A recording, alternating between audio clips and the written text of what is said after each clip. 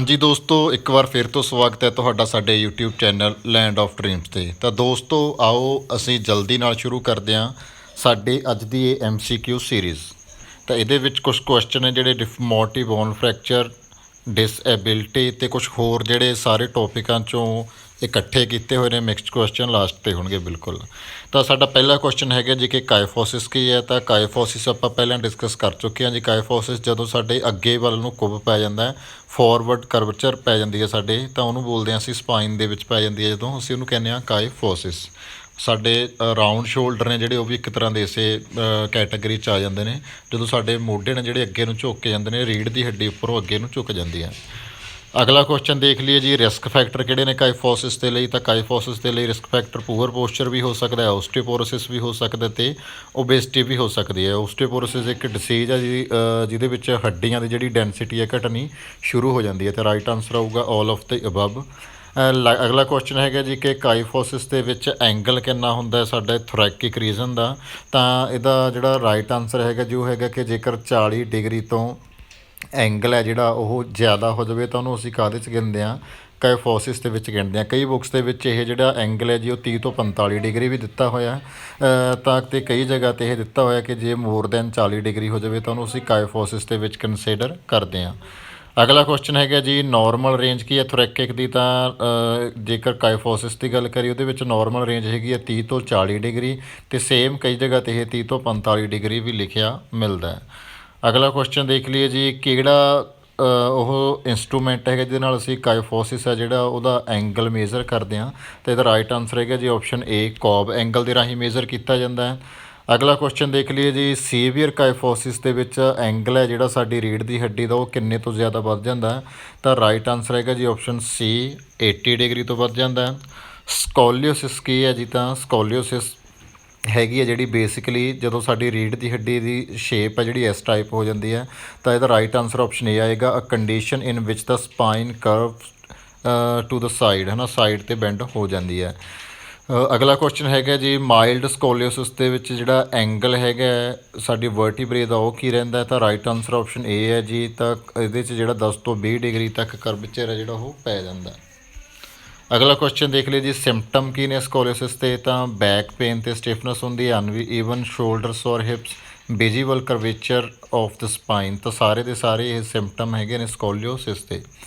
ਲੋਰਡੋਸਿਸ ਕੀ ਹੁੰਦਾ ਜੀ। ਤਾਂ ਲੋਰਡੋਸਿਸ ਜਿਵੇਂ ਸਕੋਲੀਓਸ ਆਪਣਾ ਕਾਇਫੋਸਿਸ ਸੀਗਾ ਫਾਰਵਰਡ ਕਰਵੇਚਰ, ਉਸੇ ਤਰ੍ਹਾਂ backward curvature of the spine ਕੀ ਹੈ ਜੀ, ਲੋਰਡੋਸਿਸ। ਅਗਲਾ ਕੁਐਸਚਨ ਦੇਖ ਲਈਏ ਜੀ, what can cause excessive lordosis. Excessive lordosis ਕਿਹਦੇ ਨਾਲ ਹੋ ਸਕਦੀ ਹੈ, ਪੂਅਰ ਪੋਸਚਰ ਨਾਲ ਹੋ ਸਕਦੀ ਹੈ, ਪ੍ਰੈਗਨੈਂਸੀ ਦੇ ਕਾਰਨ ਹੋ ਸਕਦੀ ਹੈ ਜੀ, ਓਬੇਸਿਟੀ। ਰਾਈਟ ਆਨਸਰ ਆਊਗਾ all of the above. Normal angle ਕੀ ਹੈ ਜੀ, ਲੂੰਬਰ ਲੋਰਡੋਸਿਸ ਦਾ। ਜੇ ਨੋਰਮਲ ਐਂਗਲ ਦੀ ਗੱਲ ਕੀਤੀ ਜਾਵੇ ਤਾਂ ਰਾਈਟ ਆਨਸਰ ਆਪਸ਼ਨ ਬੀ ਹੈ ਜੀ, 20 ਤੋਂ 30 ਡਿਗਰੀ। ਅਗਲਾ ਕੁਐਸਚਨ ਦੇਖ ਲਈਏ ਜੀ, what is the another name for kyphosis. Kyphosis ਦਾ ਦੂਸਰਾ ਨਾਮ ਕੀ ਹੈ ਜੀ। ਤਾਂ ਕਾਇਫੋਸਿਸ ਨੂੰ ਹੰਚਬੈਕ ਹੈ ਜਿਹੜਾ ਉਹ ਵੀ ਬੋਲ ਦਿੱਤਾ ਜਾਂਦਾ। ਤਾਂ what is the another name of lordosis. Lordosis ਦਾ ਦੂਜਾ ਨਾਮ ਕੀ ਹੈ ਜੀ। ਤਾਂ ਲੋਰਡੋਸਿਸ ਨੂੰ ਜਿਹੜਾ ਸਵੇ ਬੈਕ ਹੈ ਬੋਲ ਦਿੱਤਾ ਜਾਂਦਾ ਹੈ। ਸਕੋਲੀਓਸਿਸ ਦਾ ਦੂਸਰਾ ਨਾਮ ਕੀ ਹੈ ਜੀ। ਸਕੋਲੀਓਸਿਸ ਨੂੰ ਬੋਲ ਦਿੱਤਾ ਜਾਂਦਾ ਜੀ ਕਰੂਕਡ ਬੈਕ। ਕਰੂਕਡ ਬੈਕ ਬੋਲਿਆ ਜਾਂਦਾ ਸਕੋਲੀਓਸਿਸ ਨੂੰ। ਬੋਲੈਕਸ ਦਾ ਦੂਸਰਾ ਨਾਮ ਕੀ ਹੈ ਜੀ। ਬੋਲੈਕਸ ਦਾ ਦੂਸਰਾ ਨਾਮ ਰਾਈਟ ਆਨਸਰ ਹੈਗਾ ਆਪਸ਼ਨ ਬੀ, ਜੈਨੂ ਬੈਰਮ। ਨੌਕਨੀ, ਨੌਕਨੀ ਦਾ ਦੂਸਰਾ ਨਾਮ ਕੀ ਹੈ ਜੀ, ਜੈਨੂ ਬੈਲਗਮ। ਆਪਸ਼ਨ ਏ ਰਾਈਟ ਆਨਸਰ ਹੈ। ਫਲੈਟ ਫੁੱਟ ਕਿਸ ਨੂੰ ਕਹਿੰਦੇ ਨੇ ਜੀ। ਤਾਂ ਫਲੈਟ ਫੁੱਟ ਜਿਹਦੇ ਵਿੱਚ ਸਾਡੀ ਜਿਹੜੀ ਕਰਵ ਹੈ ਉਹ ਮਿਸਿੰਗ ਹੁੰਦੀ ਹੈ, ਨੋਰਮਲ ਕਰਵ ਹੈ ਜਿਹੜੀ ਉਹ ਜਦੋਂ ਮਿਸਿੰਗ ਹੋਵੇ ਉਹਨੂੰ ਫਲੈਟ ਫੁੱਟ ਕਹਿ ਦਿੰਦੇ ਹਾਂ। ਤਾਂ condition in which the arch of the foot is lower than normal, ਹੈ ਨਾ। ਤਾਂ ਜ਼ਿਆਦਾ ਹੇਠਾਂ ਵੱਲ ਨੂੰ ਝੁਕੀ ਹੋਵੇ ਉਹਨੂੰ ਅਸੀਂ ਕੀ ਕਹਿ ਦਿੰਦੇ ਹਾਂ, ਫਲੈਟ ਫੁੱਟ। ਫਲੈਟ ਫੁੱਟ ਦਾ ਦੂਸਰਾ ਨਾਮ ਕੀ ਹੈ ਜੀ। ਤਾਂ ਫਲੈਟ ਫੁੱਟ ਨੂੰ ਅਸੀਂ ਪੈਸ ਪਲਾਨਸ ਵੀ ਬੋਲ ਦਿੰਦੇ ਹਾਂ। ਕਲੋਜ਼ਡ ਫ੍ਰੈਕਚਰ ਕੀ ਹੁੰਦਾ ਜੀ। ਜੇਕਰ ਕਲੋਜ਼ਡ ਫ੍ਰੈਕਚਰ ਦੀ ਗੱਲ ਕਰੀਏ, ਕਲੋਜ਼ਡ ਫ੍ਰੈਕਚਰ ਉਹ ਹੁੰਦਾ ਜਿਹਦੇ ਵਿੱਚ ਸਾਡੀ ਹੱਡੀ ਹੈ ਜਿਹੜੀ ਉਹ ਟੁੱਟ ਕੇ ਟੁੱਟ ਤਾਂ ਜਾਂਦੀ ਹੈ ਪਰ ਸਕਿਨ ਤੋਂ ਬਾਹਰ ਨਹੀਂ ਆਉਂਦੀ। ਤਾਂ fracture in which the bone is completely broken but doesn't break the skin. ਅਗਲਾ ਕੁਐਸਚਨ ਜੀ, ਓਪਨ ਫ੍ਰੈਕਚਰ ਉਹਦੇ ਉਲਟ ਹੁੰਦਾ ਕਿ ਹੱਡੀ ਟੁੱਟ ਵੀ ਜਾਂਦੀ ਹੈ ਅਤੇ ਸਕਿਨ ਪਾਟ ਕੇ ਬਾਹਰ ਵੀ ਆ ਜਾਂਦੀ ਹੈ। ਰਾਈਟ ਆਨਸਰ ਆਊਗਾ ਆਪਸ਼ਨ ਏ, ਫ੍ਰੈਕਚਰ ਜਿਹਦੇ ਵਿੱਚ ਬੋਨ ਬ੍ਰੇਕਸ ਥਰੂ ਦਾ ਸਕਿਨ। ਕਮਿਊਨੇਟਡ ਫ੍ਰੈਕਚਰ ਕਿਹੜਾ ਹੁੰਦਾ ਜੀ। ਕਮਿਊਨੇਟਡ ਫ੍ਰੈਕਚਰ ਉਹ ਹੁੰਦਾ ਜਿਹਦੇ ਵਿੱਚ ਹੱਡੀ ਬਹੁਤ ਥਾਵਾਂ ਤੋਂ ਟੁੱਟ ਜਾਂਦੀ ਹੈ, ਮਲਟੀਪਲ ਪੀਸਿਸ ਹੋ ਜਾਂਦੇ ਨੇ। ਰਾਈਟ ਆਨਸਰ ਆਪਸ਼ਨ ਸੀ। ਸਟ੍ਰੈਸ ਫ੍ਰੈਕਚਰ ਕਿਹੜਾ ਹੁੰਦਾ ਹੈ ਜੀ? ਸਟ੍ਰੈਸ ਫ੍ਰੈਕਚਰ ਹੁੰਦਾ ਜਦੋਂ ਓਵਰ ਯੂਜ਼ ਦੇ ਕਾਰਨ ਹੁੰਦਾ ਜਿਹੜਾ ਫ੍ਰੈਕਚਰ, ਉਹਨੂੰ ਅਸੀਂ ਸਟ੍ਰੈਸ ਫ੍ਰੈਕਚਰ ਕਹਿੰਦੇ ਹਾਂ। ਰਾਈਟ ਆਨਸਰ ਆਊਗਾ option B, fracture caused by repetitive stress or over use of bone. Green stick fracture ਕੀ ਹੁੰਦਾ ਜੀ? ਤਾਂ ਗ੍ਰੀਨ ਸਟਿਕ ਜਿਹੜਾ ਫ੍ਰੈਕਚਰ ਹੈ ਬੇਸਿਕਲੀ ਇਹਦੇ ਵਿੱਚ ਕੀ ਹੈ ਕਿ ਹੱਡੀ ਹੈ ਜਿਹੜੀ ਕੰਪਲੀਟ ਨਹੀਂ ਟੁੱਟਦੀ, ਬਟ ਫ੍ਰੈਕਚਰ ਹੈ ਜਿਹੜਾ ਉਹ ਪਾਰਸ਼ੀਅਲੀ ਫ੍ਰੈਕਚਰ ਹੋ ਜਾਂਦਾ, ਤਾਂ ਉਹਨੂੰ ਅਸੀਂ ਬੋਲਦੇ ਹਾਂ ਗ੍ਰੀਨ ਸਟਿਕ ਫ੍ਰੈਕਚਰ। ਮੋਸਟਲੀ ਇਹ ਬੱਚਿਆਂ ਦੇ ਵਿੱਚ ਪਾਇਆ ਜਾਂਦਾ ਹੈ। ਟਰਾਂਸਵਰਸ ਫ੍ਰੈਕਚਰ ਕਿਹੜਾ ਹੁੰਦਾ ਜੀ? ਟਰਾਂਸਵਰਸ ਫ੍ਰੈਕਚਰ ਹੁੰਦਾ ਹੈ a fracture that is perpendicular to the long axis of the bone. ਤਾਂ ਉਹ ਫ੍ਰੈਕਚਰ ਜਦੋਂ ਜਿਹੜਾ ਸਾਡਾ ਬੋਨ ਦੇ ਐਕਸਿਸ ਦੇ ਬਿਲਕੁਲ ਪਰਪੈਂਡੀਕੂਲਰ ਹੋਵੇ, ਉਹਨੂੰ ਅਸੀਂ ਬੋਲਦੇ ਹਾਂ ਟਰਾਂਸਵਰਸ। ਸਪਾਇਰਲ ਫ੍ਰੈਕਚਰ ਕਿਹੜਾ ਹੁੰਦਾ ਜੀ? ਸਪਾਇਰਲ ਫ੍ਰੈਕਚਰ ਜਦੋਂ ਬੋਨ ਹੈ ਜਿਹੜੀ ਉਹ ਟਵਿਸਟਿੰਗ ਫੋਰਸ ਦੇ ਨਾਲ ਟੁੱਟੇ, ਉਹਨੂੰ ਬੋਲਦੇ ਹਾਂ ਅਸੀਂ ਸਪਾਇਰਲ ਫ੍ਰੈਕਚਰ। ਰਾਈਟ ਆਨਸਰ ਹੈਗਾ ਜੀ ਆਪਸ਼ਨ ਡੀ। ਓਬਲੀਕ ਫ੍ਰੈਕਚਰ ਕਿਹੜਾ ਹੁੰਦਾ ਜੀ? ਤਾਂ ਓਬਲੀਕ ਫ੍ਰੈਕਚਰ ਹੁੰਦਾ ਜਿਹਦੇ ਵਿੱਚ ਜਿਹੜਾ ਤਰੇੜ ਆਉਂਦੀ ਹੈ ਹੱਡੀ ਦੇ ਵਿੱਚ ਉਹ ਡਾਇਗਨਲੀ ਆਵੇ, ਉਹਨੂੰ ਅਸੀਂ ਬੋਲਦੇ ਹਾਂ ਓਬਲੀਕ ਫ੍ਰੈਕਚਰ। ਤਾਂ fracture that is diagonal to the long axis of the bone, ਇਹਨੂੰ ਬੋਲਿਆ ਜਾਂਦਾ ਓਬਲੀਕ ਫ੍ਰੈਕਚਰ। ਕੰਪਰੈਸ਼ਨ ਫ੍ਰੈਕਚਰ ਕਿਹੜਾ ਹੁੰਦਾ ਜੀ? ਤਾਂ ਕੰਪਰੈਸ਼ਨ ਫ੍ਰੈਕਚਰ ਹੁੰਦਾ ਉਹ ਫ੍ਰੈਕਚਰ ਜਾਂ ਕਈ ਵਾਰੀ ਪੈਥੋਲੋਜੀਕਲ ਫ੍ਰੈਕਚਰ ਵੀ ਵਰਡ ਯੂਜ਼ ਕਰ ਲਿਆ ਜਾਂਦਾ, ਤਾਂ ਉਹ ਫ੍ਰੈਕਚਰ ਜਿਹਦੇ ਵਿੱਚ ਸਾਡੀ ਹੱਡੀ ਟੁੱਟਣ ਦਾ ਕਾਰਨ ਕੋਈ ਬਿਮਾਰੀ ਹੁੰਦੀ ਹੈ। ਤਾਂ ਰਾਈਟ ਆਨਸਰ ਆਊਗਾ ਆਪਸ਼ਨ ਸੀ। ਇੰਪੈਕਟਡ ਫ੍ਰੈਕਚਰ ਕਿਹੜਾ ਹੁੰਦਾ ਹੈ? ਜਦੋਂ ਦੋ ਹੱਡੀਆਂ ਨੇ ਜਿਹੜੀਆਂ ਉਹ ਆਪਸ ਦੇ ਵਿੱਚ ਧੱਸ ਜਾਂਦੀਆਂ ਨੇ ਟੁੱਟਣ ਤੋਂ ਬਾਅਦ। A fracture that occurs when one end of a bone is driven into another bone, ਇਹਨੂੰ ਅਸੀਂ ਬੋਲਦੇ ਹਾਂ ਜੀ ਇੰਪੈਕਟਡ ਫ੍ਰੈਕਚਰ। ਡਿਸਐਬਿਲਿਟੀ ਕੀ ਹੁੰਦੀ ਹੈ ਜੀ? ਜੇ ਡਿਸਐਬਿਲਿਟੀ ਦੀ ਗੱਲ ਕਰੀਏ ਤਾਂ ਡਿਸਐਬਿਲਿਟੀ ਜਦੋਂ ਅਸੀਂ ਸਾਡੀ ਲਿਮਿਟੇਸ਼ਨ ਪੈ ਜਾਂਦੀ ਹੈ ਸਾਡੇ ਸਰੀਰ ਜਾਂ ਮਨ ਦੇ ਉੱਪਰ ਕੰਮ ਕਰਨ ਦੀ। ਤਾਂ ਰਾਈਟ ਆਨਸਰ ਆਊਗਾ A, a physical or mental condition that limits a person's ability to perform certain tasks. ਅਗਲੀ ਗੱਲ ਕਰ ਲਈਏ ਜੀ, ਹੇਠ ਲਿਖਿਆਂ ਦੇ ਵਿੱਚੋਂ ਕਿਹੜੀ ਹੈ ਜਿਹੜੀ ਉਹ ਸੈਂਸਰੀ ਡਿਸਐਬਿਲਿਟੀ ਹੈਗੀ ਹੈ? Colour blindness, schizophrenia, attention deficit, hyper activity disorder ਤੇ ਜਾਂ ਫਿਰ ਡਿਪਰੈਸ਼ਨ। ਰਾਈਟ ਆਨਸਰ ਹੈਗਾ ਜੀ ਆਪਸ਼ਨ ਏ, ਕਲਰ ਬਲਾਈਂਡਨੈਸ। ਯਾਨੀ ਕਿ ਤੁਹਾਡੀ ਸੈਂਸ ਔਰਗਨ ਨੇ ਜਿਹੜੇ ਉਹ ਸਹੀ ਤਰੀਕੇ ਨਾਲ ਸੈਂਸ ਨਹੀਂ ਕਰ ਪਾ ਰਹੇ, ਉਹਨੂੰ ਅਸੀਂ ਬੋਲਦੇ ਹਾਂ ਸੈਂਸਰੀ ਡਿਸਐਬਿਲਿਟੀ। ਸਕਿਜ਼ੋਫਰੇਨੀਆ ਹੁੰਦਾ ਕਿ ਇੱਕ ਤਰੀਕੇ ਨਾਲ ਜਦੋਂ ਤੁਸੀਂ ਕੋਈ ਆਇਡੈਂਟੀਟੀ ਹੈ ਜਿਹੜੀ ਖੁਦ ਕ੍ਰੀਏਟ ਕਰ ਲੈਂਦੇ ਹੋ ਨਾ, ਕੋਈ ਬੰਦਾ ਅਸਲ ਦੇ ਵਿੱਚ ਹੁੰਦਾ ਨਹੀਂ, ਬਟ ਤੁਸੀਂ ਆਇਡੈਂਟੀਟੀ ਕ੍ਰੀਏਟ ਖੁਦ ਕਰ ਲੈਂਦੇ ਹੋ। ਤਾਂ ਇਹਦੇ ਲਈ ਤੁਸੀਂ ਇੱਕ ਬਹੁਤ ਸੋਹਣੀ ਹਾਲੀਵੁੱਡ ਮੂਵੀ ਰੀਅਲ ਸਟੋਰੀ 'ਤੇ ਬਣੀ ਹੋਈ ਹੈ ਦ ਬਿਊਟੀਫੁਲ ਮਾਈਂਡ ਦੇਖ ਸਕਦੇ ਹੋ, ਜੌਨ ਨੈਸ਼ ਦੀ ਲਾਈਫ 'ਤੇ ਬਣੀ ਹੋਈ ਹੈ। ਉਹਦੇ 'ਚ ਉਹਨਾਂ ਨੂੰ ਸਕਿਜ਼ੋਫਰੇਨੀਆ ਜਿਹੜਾ ਹੁੰਦਾ। ਅਗਲੀ ਗੱਲ ਕਰ ਲਈਏ ਜੀ, ਕੰਜੈਂਟੀਅਲ ਡਿਸਏਬਿਲਿਟੀ ਅਤੇ ਅਕਵਾਇਰਡ ਡਿਸੇਬਿਲਿਟੀ ਦੇ ਵਿੱਚ ਕੀ ਫ਼ਰਕ ਹੈ? ਕੰਜੈਂਟੀਅਲ ਡਿਸੇਬਿਲਿਟੀ ਉਹ ਹੁੰਦੀ ਹੈ ਜਿਹੜੀ ਜਨਮ ਤੋਂ ਸਾਡੇ ਨਾਲ ਹੁੰਦੀ ਹੈ ਡਿਸੇਬਿਲਿਟੀ। ਅਕਵਾਇਰਡ ਜਿਹੜੀ ਅਸੀਂ ਖੁਦ ਕ੍ਰੀਏਟ ਕਰਦੇ ਹਾਂ ਹੈ ਨਾ, ਜਾਂ ਕਿਸੇ ਕਾਰਨ ਕਰਕੇ, ਕਿਸੇ ਇਨਸੀਡੈਂਟ ਕਰਕੇ ਹੋ ਸਕਦੇ। ਤਾਂ ਕੰਜੈਂਟੀਅਲ ਡਿਸੇਬਿਲਿਟੀ ਬਰਥ ਤੋਂ ਪ੍ਰੈਜੈਂਟ ਹੁੰਦੀ ਹੈ, ਅਤੇ ਅਕਵਾਇਰਡ ਡਿਸੇਬਿਲਿਟੀ ਹੈ ਜਿਹੜੀ ਉਹ ਇੰਜਰੀ ਜਾਂ ਇਲਨੈਸ ਦੇ ਕਾਰਨ ਜ਼ਿੰਦਗੀ ਦੇ ਵਿੱਚ ਬਾਅਦ 'ਚ ਆਉਂਦੀ ਹੈ।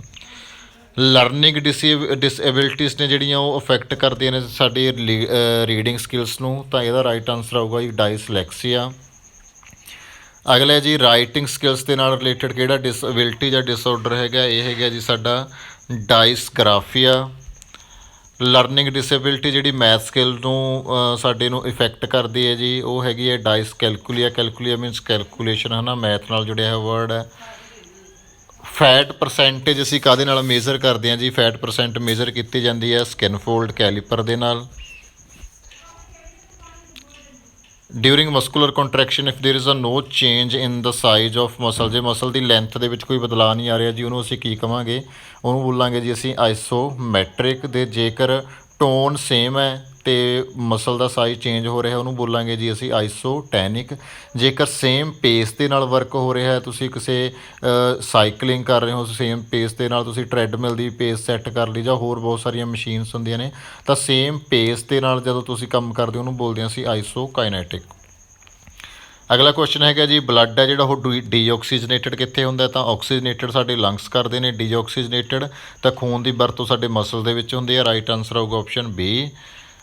ਅੱਗੇ ਹੈਗਾ ਜੀ, what is manufactured from the iron that we obtain from our diet, ਹੈ ਨਾ, ਜਿਹੜੀ ਸਾਡੀ ਡਾਈਟ ਹੈ ਉਸ ਡਾਈਟ ਤੋਂ ਜਿਹੜਾ ਅਸੀਂ ਆਇਰਨ ਲੈਂਦੇ ਹਾਂ, ਆਇਰਨ ਦਾ ਕੀ ਕੰਮ ਹੁੰਦਾ? ਤਾਂ ਪਹਿਲਾਂ ਵੀ ਅਸੀਂ ਇੱਕ ਵਾਰ ਇਹ ਗੱਲ ਕੀਤੀ ਸੀਗੀ ਕਿ ਆਇਰਨ ਆ ਬੇਸਿਕਲੀ ਜਿਹੜਾ, ਤਾਂ ਆਇਰਨ ਨੂੰ ਜਦੋਂ ਅਸੀਂ ਮਿਲਾਉਂਦੇ ਹਾਂ ਜੀ ਆਕਸੀਜਨ ਦੇ ਨਾਲ, ਤਾਂ ਕੀ ਪੈਦਾ ਹੁੰਦਾ?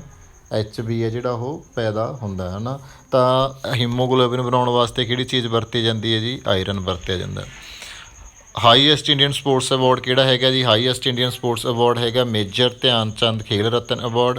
ਪਹਿਲਾਂ ਦਾ ਨਾਮ ਸੀਗਾ ਜਿਹੜਾ ਉਹ ਹੈਗਾ ਸੀਗਾ ਜੀ ਰਾਜੀਵ ਗਾਂਧੀ ਖੇਲ ਰਤਨ ਅਵਾਰਡ। ਇਹ ਸਟਾਰਟ ਹੋਇਆ ਸੀ 1991-92 ਦੇ ਵਿੱਚ।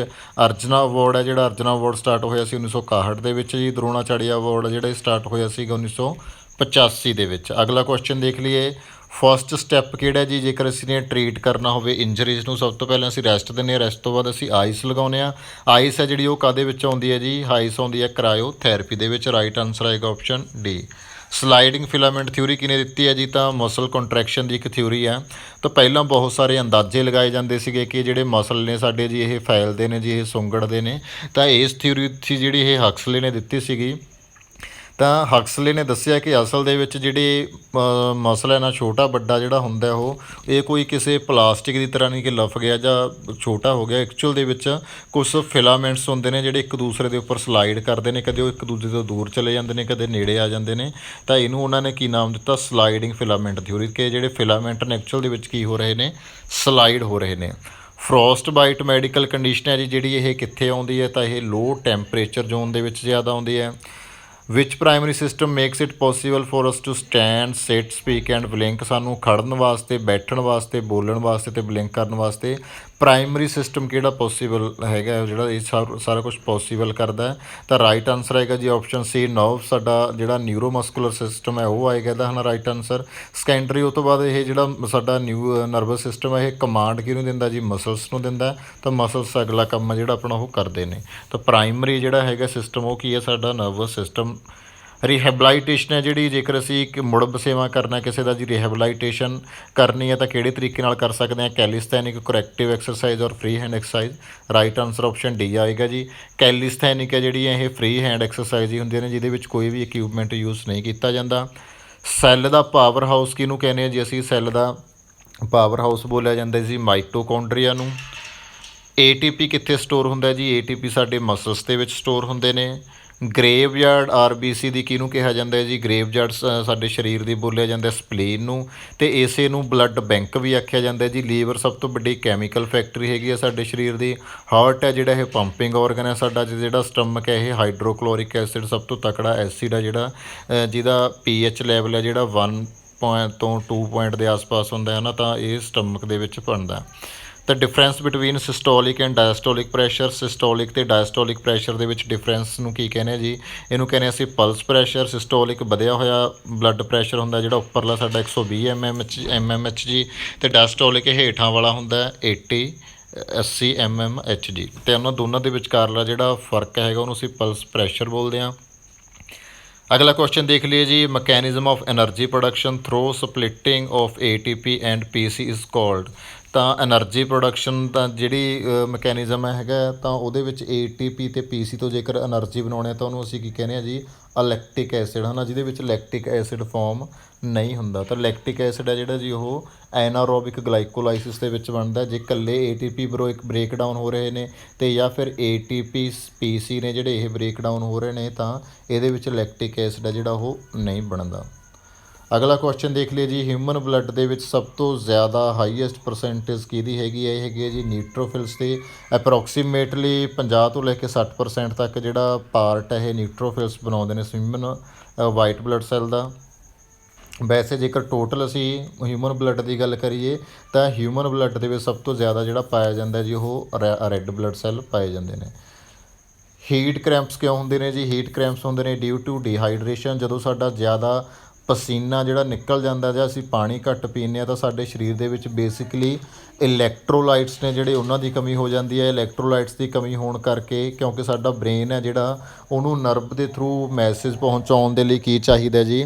ਉਹਨਾਂ ਨੂੰ ਸਭ ਤੋਂ ਜ਼ਿਆਦਾ ਚਾਹੀਦੇ ਨੇ ਸਾਡੇ ਇਲੈਕਟ੍ਰੋਲਾਈਟਸ ਚਾਹੀਦੇ ਨੇ, ਸੋਡੀਅਮ, ਪੋਟੈਸ਼ੀਅਮ, ਕੈਲਸ਼ੀਅਮ ਚਾਹੀਦਾ। ਜੇਕਰ ਸਾਡੇ ਸਰੀਰ ਦੇ ਵਿੱਚ ਇਹਨਾਂ ਦੀ ਮਾਤਰਾ ਘੱਟ ਹੋਏਗੀ ਤਾਂ ਸਾਡੇ ਸਰੀਰ ਦੇ ਵਿੱਚ ਜਿਹੜੇ ਮਸਲਸ ਨੇ ਉਹਨਾਂ ਦੇ ਵਿੱਚ ਕਰੈਂਪ ਪੈਣੀਆਂ ਸਟਾਰਟ ਹੋ ਜਾਣਗੀਆਂ। ਅਗਲਾ ਕੁਐਸਚਨ ਦੇਖ ਲਈਏ ਜੀ, protein compound that speed up chemical reaction. ਜਿਹੜੀਆਂ ਕੈਮੀਕਲ ਰਿਐਕਸ਼ਨ ਨੇ ਉਹਨਾਂ ਨੂੰ ਸਪੀਡ ਅਪ ਕਰਨ ਦਾ ਕੰਮ ਕੌਣ ਕਰਦਾ ਜੀ? ਤਾਂ ਉਹਨਾਂ ਨੂੰ ਸਪੀਡ ਅਪ ਕਰਨ ਦਾ ਕੰਮ ਕਰਦੇ ਨੇ ਸਾਡੇ ਐਨਜ਼ਾਈਮਸ। ਤਾਂ ਜਿੰਨੀਆਂ ਵੀ ਤੁਹਾਡੀਆਂ ਡਾਈਜੈਸ਼ਨ ਦੇ ਨਾਲ ਰਿਲੇਟਡ ਕੈਮੀਕਲ ਰਿਐਕਸ਼ਨਸ ਨੇ ਉਹਨਾਂ ਵਿੱਚ ਸਭ ਦੇ ਵਿੱਚ ਐਨਜ਼ਾਈਮਸ ਨੇ ਜਿਹੜੇ ਇੰਪੋਰਟੈਂਟ ਰੋਲ ਪਲੇ ਕਰਦੇ ਨੇ। ਅਗਲਾ ਕੁਐਸਚਨ ਦੇਖ ਲਈਏ ਜੀ, ਬੋਨ ਸੈਲਸ ਨੇ ਜਿਹੜੇ ਉਹਨਾਂ ਨੂੰ ਅਸੀਂ ਕੀ ਕਹਿੰਦੇ ਆ, ਤਾਂ ਬੋਨ ਸੈਲਸ ਦਾ ਨਾਮ ਹੁੰਦਾ ਜੀ ਓਸਟੀਓਸਾਈਟਸ। ਤਾਂ ਜਿਨ੍ਹਾਂ ਦੇ ਪਿੱਛੇ ਸਾਈਟਸ ਲੱਗਿਆ ਹੋਇਆ ਬੇਸਿਕਲੀ ਉਹ ਸੈਲਸ ਦੇ ਪਿੱਛੇ ਹੀ ਲੱਗਿਆ ਹੁੰਦਾ। ਅਗਲਾ ਕੁਐਸਚਨ ਦੇਖ ਲਈਏ, ਵਿਚ ਆਰਗਨ ਪਰਫਾਰਮਸ ਐਂਡੋਕਰਾਈਨ ਐਜ਼ ਵੈਲ ਐਗਜ਼ੋਕਰਾਈਨ ਫੰਕਸ਼ਨ ਇਨ ਹਿਊਮਨ ਬੋਡੀ। ਹਿਊਮਨ ਬੋਡੀ ਦੇ ਵਿੱਚ ਕਿਹੜਾ ਆਰਗਨ ਹੈ ਜਿਹੜਾ ਐਂਡੋਕਰਾਈਨ ਦਾ ਕੰਮ ਵੀ ਕਰਦਾ ਤੇ ਐਗਜ਼ੋਕਰਾਈਨ ਦਾ ਕੰਮ ਵੀ ਕਰਦਾ, ਤਾਂ ਰਾਈਟ ਆਨਸਰ ਹੈਗਾ ਜੀ ਆਪਸ਼ਨ ਬੀ ਪੈਨਕ੍ਰੀਆਸ ਕਰਦੀ ਹੈ ਜੀ। ਕਿਡਨੀ ਹੈ ਜਿਹੜੀ, ਕਿਡਨੀ ਈਪੀਓ ਪ੍ਰੋਡਿਊਸ ਕਰਦੀ ਹੈ ਜਿਹਨੂੰ ਐਰੀਥਰੋਪੋਇਟਨ ਵੀ ਕਹਿ ਦਿੱਤਾ ਜਾਂਦਾ ਹੈ, ਜਿਹੜੀ ਕਿ ਆਰਬੀਸੀ ਪ੍ਰੋਡਕਸ਼ਨ ਦਾ ਕੰਮ ਕਰਦੀ ਹੈ। ਗਾਲ ਬਲੈਡਰ ਦੇ ਵਿੱਚ ਬਾਈਲ ਸਟੋਰ ਹੁੰਦਾ ਹੈ ਜੀ, ਲੀਵਰ ਗਾਲ ਬਲੈਡਰ ਨੂੰ ਬਾਈਲ ਨੂੰ ਪ੍ਰੋਡਿਊਸ ਕਰਨ ਦਾ ਕੰਮ ਕਰਦਾ। ਹਿਊਮਨ ਸਲਾਈਵੇ ਦੇ ਵਿੱਚ ਕੀ ਹੁੰਦਾ ਹੈ ਜੀ, ਹਿਊਮਨ ਸਲਾਈਵੇ ਦੇ ਵਿੱਚ ਬੇਸਿਕਲੀ ਕਾਰਬੋਹਾਈਡਰੇਟ ਨੂੰ ਡਾਈਜੈਸਟ ਕਰਨ ਵਾਲਾ ਇੱਕ ਐਂਜ਼ਾਈਮ ਹੁੰਦਾ ਹੈ, ਤਾਂ ਉਸ ਐਂਜ਼ਾਈਮ ਦਾ ਨਾਮ ਹੈਗਾ ਜੀ ਪਟਾਈਲਨ। ਵੈਸੇ ਇਹਨੂੰ ਐਮੀਲਾਈਜ਼ ਵੀ ਕਹਿ ਦਿੱਤਾ ਜਾਂਦਾ। ਅੱਗੇ ਦੇਖ ਲਈਏ ਜੀ, which of the following known as a trunk line of nerve system. Trunk line nervous system ਦੀ ਕਿਹਨੂੰ ਕਿਹਾ ਜਾਂਦਾ ਜੀ, ਤਾਂ ਇਹ ਬੋਲਿਆ ਜਾਂਦਾ ਸਪਾਈਨਲ ਕੋਰਡ ਨੂੰ। ਹਾਈਪੋਥੈਲਮਸ ਬ੍ਰੇਨ ਦਾ ਇੱਕ ਪਾਰਟ ਹੈ ਜਿਹੜਾ ਟੈਂਪਰੇਚਰ ਰੈਗੂਲੇਟ ਕਰਦਾ ਹੈ। ਗੈਂਗਲੀਆ ਸਾਡੇ ਨਰਵ ਸਿਸਟਮ ਦਾ ਪਾਰਟ ਹੈਗੇ ਜੀ, ਨਿਊਰੋਨਸ ਦੇ ਨਾਲ ਜੁੜਿਆ ਹੋਇਆ ਸ਼ਬਦ ਹੈ। ਸਾਈਨੈਪਸ ਹੁੰਦਾ ਹੈ ਖਾਲੀ ਜਗ੍ਹਾ, ਜਿੱਥੇ ਮਸਲ ਤੇ ਨਿਊਰੋਨ ਹੈ ਜਿਹੜਾ ਆਪਸ ਦੇ ਵਿੱਚ ਜੁੜਦੇ ਨੇ, ਉਹਦੇ ਵਿਚਕਾਰ ਦੀ ਖਾਲੀ ਜਗ੍ਹਾ ਨੂੰ ਅਸੀਂ ਸਾਈਨੈਪਸ ਬੋਲਦੇ ਹਾਂ। ਅਗਲਾ ਦੇਖ ਲਈਏ ਜੀ, ਰੈਸਪੀਰੇਸ਼ਨ ਹੈ ਜਿਹੜੀ ਸਾਡੇ ਸਰੀਰ ਦੀ, ਉਹਨੂੰ ਕੰਟਰੋਲ ਕੌਣ ਕਰਦਾ, ਕਿਹੜਾ ਹਿੱਸਾ ਸਾਡੇ ਬ੍ਰੇਨ ਦਾ ਕੰਟਰੋਲ ਕਰਦਾ, ਇਹਨੂੰ ਕਰਦਾ ਜੀ ਮੈਡੂਲਾ ਓਬਲੰਗਾਟਾ ਕਰਦਾ ਕੰਟਰੋਲ। ਅਗਲਾ ਕੁਐਸਚਨ ਦੇਖ ਲਈਏ ਜੀ, ਰੈਡੀਮੇਡ ਸੋਰਸ ਕਿਹੜਾ ਐਨਰਜੀ ਦਾ ਸਾਡੀ ਬੋਡੀ ਦੇ ਵਿੱਚ ਮਸਲ ਕੰਟਰੈਕਸ਼ਨ ਦੇ ਲਈ, ਤਾਂ ਇਹ ਹੈਗਾ ਜੀ ਏਟੀਪੀ ਅਡੀਨੋਸਿਨ ਟ੍ਰਾਈਫੋਸਫੇਟ।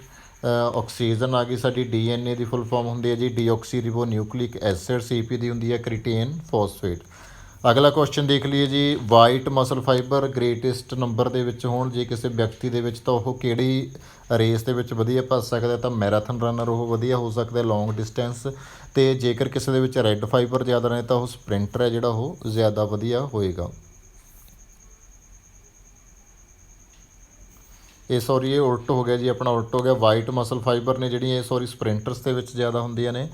ਰੈੱਡ ਬਲੱਡ ਸੈੱਲ ਨੇ ਜਿਹੜੇ, ਰੈੱਡ ਮਸਲ ਫਾਈਬਰਸ ਨੇ ਜਿਹੜੀਆਂ ਉਹ ਚਾਹੀਦੀਆਂ ਨੇ ਜਿਨ੍ਹਾਂ ਨੂੰ ਐਰੋਬਿਕ ਕਪੈਸਿਟੀ ਚਾਹੀਦੀ ਹੈ, ਕਿਉਂਕਿ ਜਿਹੜੀਆਂ ਰੈੱਡ ਫਾਈਬਰਸ ਹੈਗੇ ਨੇ ਸਾਡੀਆਂ, ਰੈੱਡ ਫਾਈਬਰਸ ਦੇ ਵਿੱਚ ਬੇਸਿਕਲੀ ਹੀਮੋਗਲੋਬਿਨ ਹੈ ਨਾ। ਹੀਮੋਗਲੋਬਿਨ ਦੇ ਵਿੱਚ ਕੀ ਹੈ, ਇੱਕ ਆਇਰਨ ਹੈਗਾ। ਆਇਰਨ ਕੀ ਕਰਦਾ ਹੈ, ਆਕਸੀਜਨ ਨੂੰ ਆਪਣੇ ਨਾਲ ਲੈ ਕੇ ਚੱਲਦਾ। ਤਾਂ ਇਹਦਾ ਰਾਈਟ ਆਨਸਰ ਕੀ ਆਊਗਾ, ਸਪ੍ਰਿੰਟਰ, ਕਿਉਂਕਿ ਵਾਈਟ ਮਸਲ ਫਾਈਬਰ ਨੂੰ ਜਿਹਨਾਂ ਨੇ ਐਨਾਰੋਬਿਕ ਐਕਟੀਵਿਟੀ ਕਰਨੀ ਹੈ ਉਹਨਾਂ ਨੂੰ ਆਕਸੀਜਨ ਦੀ ਲੋੜ ਨਹੀਂ। ਆਕਸੀਜਨ ਦੀ ਲੋੜ ਜ਼ਿਆਦਾ ਕਿਹਨਾਂ ਨੂੰ ਨਹੀਂ ਹੈਗੀ, ਸਪ੍ਰਿੰਟਰਸ ਨੂੰ। ਤਾਂ ਇਹਨਾਂ ਤਿੰਨਾਂ ਨੂੰ ਲੋੜ ਪਏਗੀ ਰੈੱਡ ਮਸਲ ਫਾਈਬਰਸ ਦੀ। ਤਾਂ ਇਹ ਕਰੈਕਟ ਕਰ ਲਿਓ ਜੀ। ਅਗਲਾ ਕੁਐਸਚਨ ਦੇਖ ਲਈਏ, which of the following is not a component of Sheldon somatotyping. William Sheldon ਨੇ 1940-41 ਦੇ ਵਿੱਚ ਇੱਕ ਥਿਊਰੀ ਦਿੱਤੀ ਸੀ ਜੀ। ਤਾਂ ਉਹ ਥਿਊਰੀ ਦੇ ਉਹਨਾਂ ਨੇ 3 ਭਾਗ ਦਿੱਤੇ ਸੀ, ਐਕਟੋਮੋਰਫ, ਮੈਜ਼ੋਮੋਰਫ ਅਤੇ ਐਂਡੋਮੋਰਫ। ਤਾਂ ਇਹਨਾਂ ਦਾ ਰਾਈਟ ਆਨਸਰ ਡੀ ਆਊਗਾ, ਨਨ ਆਫ ਦਾ ਅਬਵ। ਇਹਨੂੰ ਕੌਨਸਟੀਟਿਊਸ਼ਨਲ ਥਿਊਰੀ ਵੀ ਕਹਿ ਦਿੱਤਾ ਜਾਂਦਾ, ਸ਼ੈਲਡਨ ਦੀ ਥਿਊਰੀ ਜਿਹੜੀ ਹੈਗੀ ਹੈ ਜੀ। ਅਗਲਾ ਕੁਐਸਚਨ ਦੇਖ ਲਈਏ, what is the primary characteristic of ectomorph. Ectomorph ਨੇ ਜਿਹੜੇ ਉਹਨਾਂ ਦੀ ਪ੍ਰਾਇਮਰਲੀ ਕਰੈਕਟਰਿਸਟਿਕ ਕੀ ਹੈਗੀ ਹੈ ਜੀ, ਤਾਂ ਜਿਹੜੇ ਐਕਟੋਮੋਰਫ ਹੁੰਦੇ ਨੇ ਜੀ ਉਹ ਪਤਲੇ ਹੁੰਦੇ ਨੇ ਬਹੁਤ ਜ਼ਿਆਦਾ, ਯਾਨੀ ਕਿ thin linear body with low muscle and fat mass. ਅਤੇ ਜਿਹੜੇ ਸਾਡੇ ਨੈਕਸਟ ਆ ਗਏ ਜੀ, ਜਿਹੜੇ ਸਾਡੇ ਹੈਗੇ ਨੇ ਜਿਨ੍ਹਾਂ ਦੇ ਵਿੱਚ ਸਪੋਰਟਸ ਵਧੀਆ ਤਰੀਕੇ ਨਾਲ ਕਰ ਸਕਦੇ ਨੇ, ਜਿਨ੍ਹਾਂ ਦੇ ਵਿੱਚ ਤਾਕਤ ਜ਼ਿਆਦਾ ਹੁੰਦੀ ਹੈ, ਪਾਵਰ ਜ਼ਿਆਦਾ ਹੁੰਦੀ ਹੈ, ਯਾਨੀ ਕਿ ਐਥਲੈਟਿਕ ਟਾਈਪ ਬੋਡੀ ਜਿਨ੍ਹਾਂ ਦੀ ਹੁੰਦੀ ਹੈ, ਉਹਨਾਂ ਨੂੰ ਅਸੀਂ ਬੋਲਦੇ ਹਾਂ ਜੀ ਮੈਜ਼ੋਮੋਰਫ। ਅੱਗੇ ਦੇਖ ਲਈਏ ਜੀ, ਐਂਡੋਮੋਰਫ ਦੀਆਂ ਕਿਹੜੀਆਂ ਕਰੈਕਟਰਿਸਟਿਕਸ ਹੈਗੇ ਨੇ। ਐਂਡੋਮੋਰਫ ਨੇ ਜਿਹੜੇ, ਇਹਨਾਂ ਦੇ ਵਿੱਚ ਬੋਡੀ ਫੈਟ ਹੈ ਜਿਹੜੀ ਉਹ ਜ਼ਿਆਦਾ ਹੁੰਦੀ ਹੈ ਜੀ, ਹਾਈ ਬੋਡੀ ਫੈਟ ਹੁੰਦੀ ਹੈ, ਅਤੇ ਮਸਲ ਮਾਸ ਹੈ ਜਿਹੜਾ ਉਹ ਲੋ ਹੁੰਦਾ। ਤਾਂ ਇਹ ਸੀ ਜੀ ਸਾਡਾ ਅੱਜ ਦੀ MCQ ਦੀ ਸੀਰੀਜ਼। ਅਤੇ ਅਸੀਂ ਕੋਸ਼ਿਸ਼ ਕਰਾਂਗੇ ਕੱਲ੍ਹ ਨੂੰ ਇੱਕ ਮੌਕ ਟੈਸਟ ਬਣਾਉਣ ਦੀ, ਲਗਭਗ 8 ਵਜੇ ਦੇ ਆਸ-ਪਾਸ ਅਸੀਂ ਮੌਕ ਟੈਸਟ ਹੈ ਜਿਹੜਾ ਉਹ ਪਲੇ ਕਰਾਂਗੇ। 60 ਕੁਐਸਚਨ ਫਿਜ਼ੀਕਲ ਐਜੂਕੇਸ਼ਨ ਦੇ ਲੈ ਕੇ ਆਵਾਂਗੇ ਮੌਕ ਟੈਸਟ ਦੇ ਵਿੱਚ। ਉਦੋਂ ਤੇ ਇਹ ਜਿਹੜੀਆਂ ਵੀਡੀਓਜ਼ ਨੇ ਸਾਰੀਆਂ ਸੁਣੋ, ਵੱਧ ਤੋਂ ਵੱਧ ਸ਼ੇਅਰ ਕਰੋ, ਆਪਣੇ ਸਾਥੀਆਂ ਤੱਕ ਪਹੁੰਚਾਓ ਜੀ। ਚੈਨਲ ਨੂੰ ਵੱਧ ਤੋਂ ਵੱਧ ਸ਼ੇਅਰ ਅਤੇ ਸਬਸਕ੍ਰਾਈਬ ਕਰੋ। ਧੰਨਵਾਦ ਜੀ।